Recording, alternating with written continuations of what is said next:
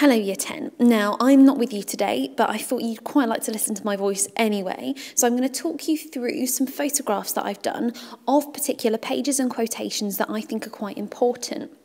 Now, for each time that we go onto a page, I want you to pause me, or turn me down for a second, and think about the pyramid that you should have in front of you right now.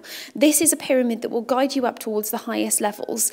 So really make sure that you're questioning yourself in the right way. Think about Priestley's purpose. What kind of message is he trying to make us really relate to with regards to America, with regards to Britain, in 1945 and also 1912. Think about society, think about collective responsibility. Okay, we're going to page 2, so turn to page 2 of your booklets now. Here we've got an indication of the kind of person that Sheila is at the start of the story. You can also see the kind of person that Gerald is also, and there's two sides to these two characters. Firstly, looking at Gerald, the fact that he says the governor is quite an abstract reference. It's also quite an exclusive one, suggesting that he is very comfortable with this world, the governor. Now, when we say the governor nowadays, we think of Arnold Schwarzenegger, which probably isn't who he's referring to. So think about the kind of world that he's very comfortable with. However, the second sentence, I don't pretend to know much about it, reflects the fact that actually Gerald thinks that he's not particularly comfortable with it. So think about the fact that Gerald, on the one hand, is this upper class kind of chap, and on the other hand is trying to make himself sound more down to earth. This is the kind of duality that we see throughout the story, so keep an eye on it.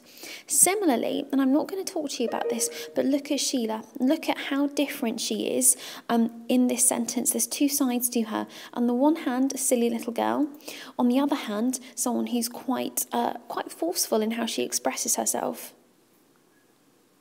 Page 8 now, so turn to page 8. Here we see the alliance between Gerald and Mr. Burling. So as you're looking at this, think about the fact that Gerald is quite weak when he's talking to Mr. Burling. In fact, he murmurs and is embarrassed by what Mr. Burling says. Think about the fact that he doesn't defend Sheila. He's probably closer to Mr. Burling in many ways than to Sheila herself. Page 15 now. Gerald says, when he's talking to Mr. Burling about working class people and the workers of Mr. Burling's factories.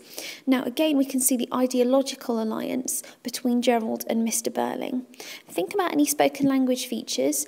Think about how they talk to each other more widely, the fact that they are kind of these two pompous men. Page 17 now.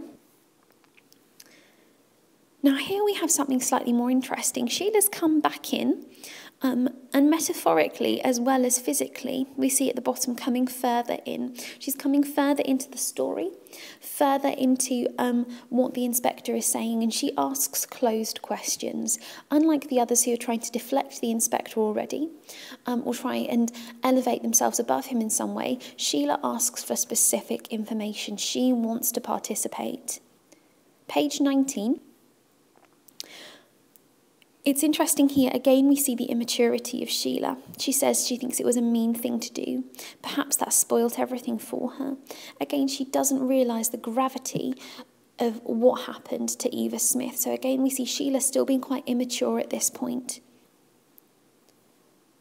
Page 21. Now, page 21 is a point of discontinuity for Sheila. She leaves the room and thus changes. And it's really important that she's gone away and then comes back into the room as a different type of person here.